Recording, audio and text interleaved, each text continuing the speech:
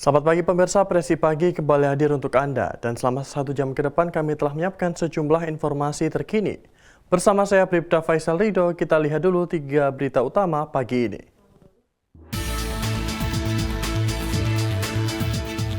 Direktorat Reserse Kriminal Khusus Polda Gorontalo mengungkap kasus dugaan tindak pidana pertambangan emas tanpa izin.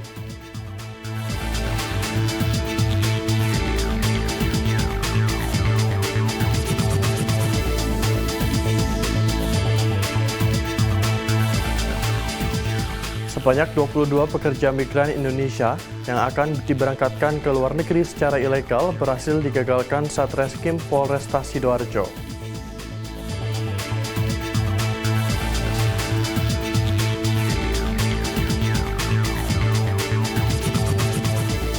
Dalam rangka program Polri Peduli dan Polri Berbagi, Polres Metro Jakarta Timur menggelar aksi sosial dengan membagikan 300 nasi box dan air mineral gratis kepada warga kurang mampu di wilayah Kecamatan Kramat Jati, Jakarta Timur.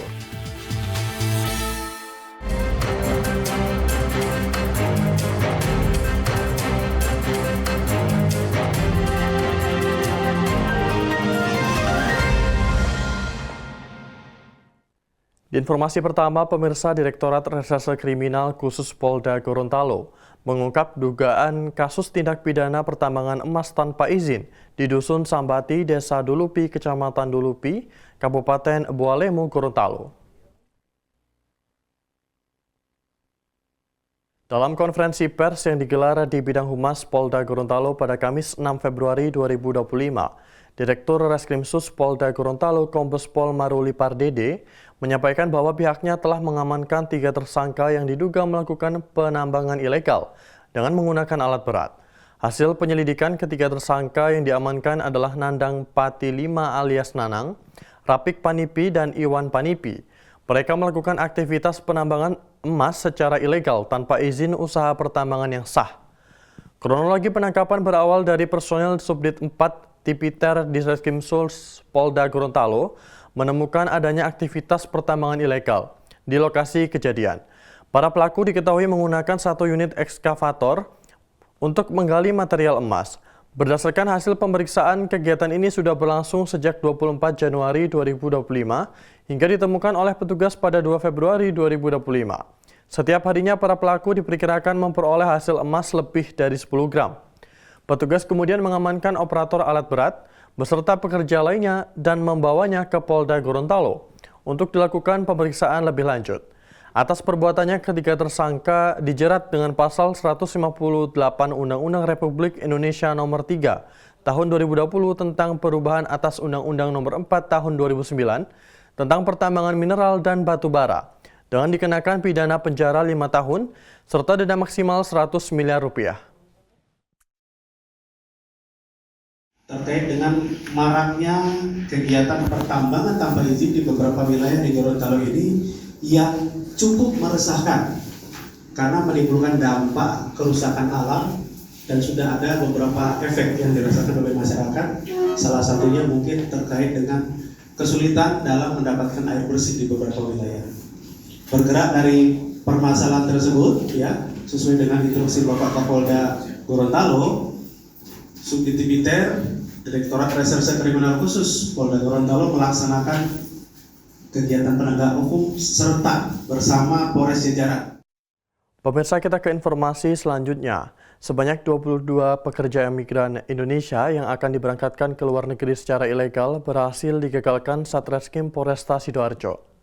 Satreskrim Polresta Sidoarjo dalam rangka tentunya menindaklanjuti atensi program Asta Cita dari Bapak Presiden Prabowo Subianto dan tentunya menjadi atensi dari Bapak Kapolri dan Bapak Kapolda Jawa Timur terkait dengan dugaan tindak pidana penempatan pekerja migran Indonesia ilegal. Untuk korban, ya sampai saat ini terdata dan sudah kami lakukan pemeriksaan ada 22 orang. Kemudian untuk modus operandinya dari para tersangka ini sebagai tentunya rekrut yang kemudian yang menampung dan memproses administrasinya, kemudian sampai memberangkatkan dan mengawal sampai dengan tempat tujuan dan berhubungan dengan kontak agensi yang ada di luar negeri tersebut dan mendapatkan fee dari kegiatan itu. Kemudian barang bukti yang berhasil kita lakukan penyitaan ada beberapa unit handphone, kemudian ada uang tunai, termasuk juga ada paspor. Ya, ini paspor, kemudian ada handphone, ada uang tunai, dan 1 unit kendaraan yang dibuat untuk mengangkut. Kemudian selanjutnya persamaan pasal yang diterapkan pasal 81 junto pasal 69 Undang-Undang Nomor 18 Tahun 2017 tentang Perlindungan Pekerja Migran Indonesia, atau pasal 83 junto pasal 68 junto pasal 5 huruf B, C, D, E Undang-Undang Nomor 18 Tahun 2017 tentang Perlindungan Pekerja Migran Indonesia dengan ancaman hukuman maksimal 10 tahun penjara. Pemirsa, misteri kematian wanita asal Blitar yang jenazahnya ditemukan warga Ngawi dalam koper merah kini terungkap. Gerak cepat tim gabungan kepolisian dari Direskrim Polda Jatim dan jajaran Satreskrim Polres Ngawi akhirnya membuahkan hasil. Misteri kematian wanita asal Blitar yang jenazahnya ditemukan oleh warga Ngawi dalam koper merah kini telah terungkap. Gerak cepat tim gabungan kepolisian dari Ditreskrimum Polda Jawa Timur dan jajaran Satreskrim Polres Ngawi akhirnya membuahkan hasil. Kabid Humas Polda Jawa Timur Kombes Pol Dirmanto saat konferensi pers mengungkapkan, selang 3 hari pasca ditemukannya mayat tersebut, kepolisian berhasil mengamankan terduga pelaku. Adapun korban semasa hidupnya merupakan seorang ibu single parents yang berjuang mengasuh 2 anaknya yang masih kecil. Di mana korban ini semasa hidupnya menurut yang saya berita itu menjadi sosok ibu single parent yang sedang merawat atau mengasuh 2 anaknya yang masih kecil yang sedang sekolah di tingkat sekolah dasar. Ini menjadi keprihatinan kami. Dalam kesempatan yang sama, Direskrimum Polda Jawa Timur Kombes Pol Farman menjelaskan, pembunuhan keji itu dilakukan di salah satu hotel di Kediri, Jawa Timur. Pembunuhan bermula dari terduga pelaku dan korban melakukan check-in di sebuah hotel pada tanggal 19 Januari 2025. Berdasarkan pengakuan tersangka, ada percecokan, lalu korban dicekik oleh yang bersangkutan sehingga meninggal dunia. Saat itu pelaku telah merencanakan korban dimasukkan ke dalam koper, namun rupanya tidak muat. Diketahui bahwa motifnya ini adalah, pertama, korban ini sakit hati. Ada sakit hati dan juga cemburu. Cemburunya kenapa? Karena diketahui korban ini pernah ketahuan memasukkan laki-laki lain ke dalam kos korban. Ya, sementara tersangka ini di dalam di sekitaran kos-kos korban ini mengakui sebagai suami siri dari korban. Kemudian korban ini juga sering minta uang kepada pelaku. Makanya pada saat tanggal 19, pada saat pertemuan di hotel di Kediri, itu memang tersangka sudah menyiapkan uang 1 juta rupiah untuk diberikan kepada korban, karena sebelumnya memang sudah ada chat-chatan melalui WhatsApp. Lainnya lagi apa sakit hatinya, bahwa berdasarkan hasil pemeriksaan tersangka ini juga memiliki seorang anak perempuan, di mana korban ini pernah berucap kepada tersangka bahwa korban mendoakan kalau nanti sudah besar anaknya ini menjadi, mohon maaf, PSK. Itu juga membuat tersangka ini sakit hati. Lainnya dari hasil pemeriksaan bahwa korban tidak terima karena pelaku ini memiliki anak yang kedua, sehingga dari korban sendiri ya sempat melontarkan supaya pelaku ini menghilangkan anak keduanya. Itu motifnya. Selanjutnya, tersangka akan dikenakan pasal 340 KUHP, subsider 338 KUHP, subsider 351 ayat 3 KUHP, dengan ancaman hukuman mati atau seumur hidup. Sebelumnya, warga Desa Dadapan, Kecamatan Kendal, Ngawi menemukan mayat dalam koper besar di tumpukan sampah pada Kamis 23 Januari 2025. Penemuan itu dilaporkan oleh Yusuf Ali, warga setempat yang membuka koper dan menemukan tubuh tanpa kepala dan 2 kaki. Lalu Polres Ngawi dan Polda Jawa Timur melakukan penyelidikan lebih lanjut dan diketahui mayat tersebut adalah wanita asal Blitar, Jawa Timur. Dari Humas Polda Jawa Timur melaporkan untuk Polri TV. Pemirsa, kecelakaan beruntun melibatkan 7 kendaraan terjadi di gerbang tol Ciawi 2 pada Rabu malam, 4 Februari 2025. Kapolda Jawa Barat Irjen Ahmad Wiyagus mengungkapkan kecelakaan terjadi karena truk mengalami kegagalan fungsi rem.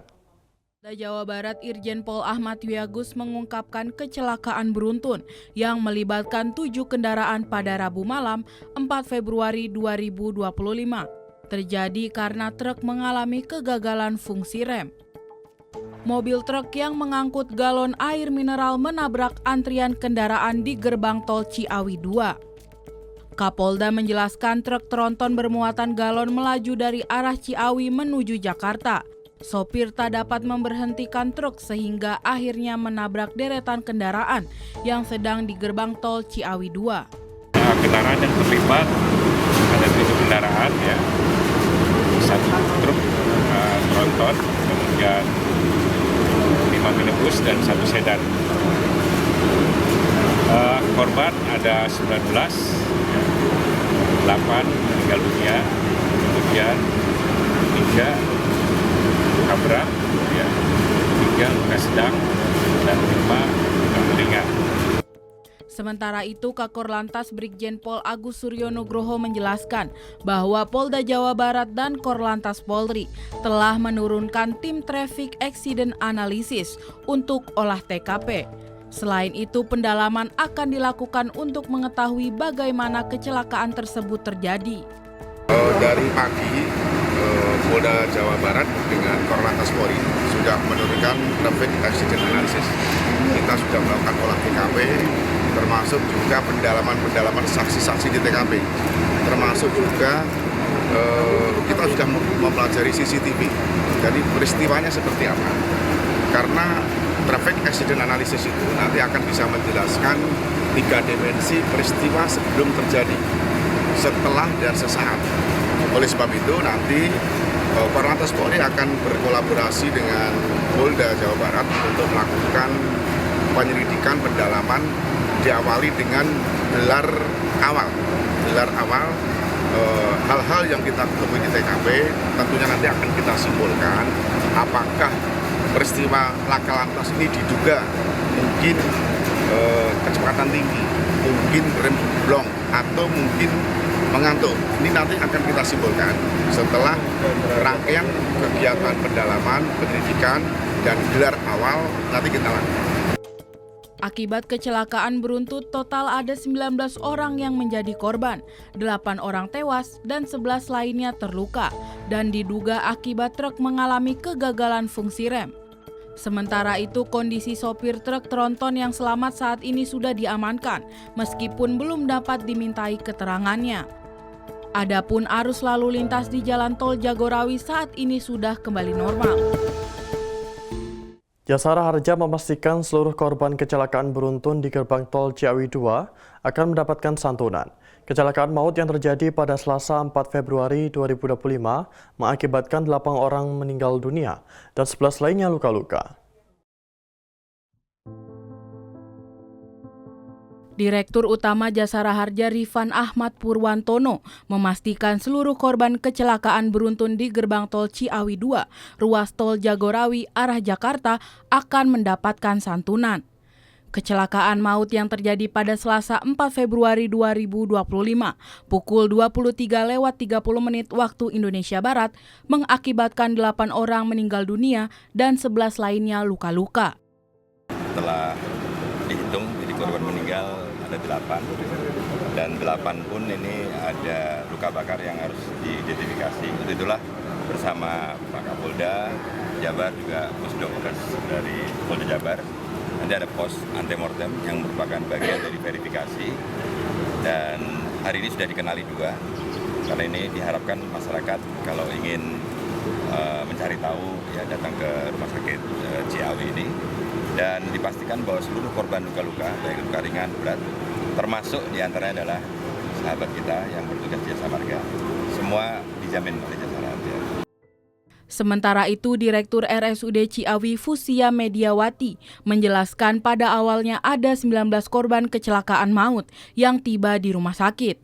8 diantaranya dinyatakan meninggal dunia. Ada 19 orang seperti yang disampaikan oleh Pak Kapolda tadi yang datang ke Rumah Sakit Ciawi. 8 orang korban meninggal dan 9 orang adalah korban hidup. Dari pasien 11 orang korban hidup, dari 11 orang ini 3 luka berat, tadinya 6 luka sedang dan 2 luka ringan. Yang 2 luka ringan langsung dipulangkan, yang 6 luka sedang, 3 setelah dilakukan perawatan diperbolehkan pulang, dan saat ini yang sedang kita rawat adalah 3 dengan korban luka berat dan 3 dengan korban luka sedang. RSUD Ciawi juga telah membuka layanan call center bagi anggota keluarga korban kecelakaan tol Ciawi. RSUD Ciawi juga memiliki fasilitas postmortem untuk identifikasi 8 korban tewas dalam kecelakaan tersebut. Layanan call center di nomor 08 1111113622 bagi masyarakat yang masih mencari anggota keluarganya, selain kita punya poskomartem di sini. Diketahui kecelakaan beruntun terjadi di gerbang tol Ciawi pada Selasa malam sekitar pukul 23.30 waktu Indonesia Barat. Kecelakaan itu mengakibatkan 8 orang meninggal dunia dan 11 lainnya mengalami luka-luka. Tetaplah bersama kami, Presisi Pagi akan segera kembali.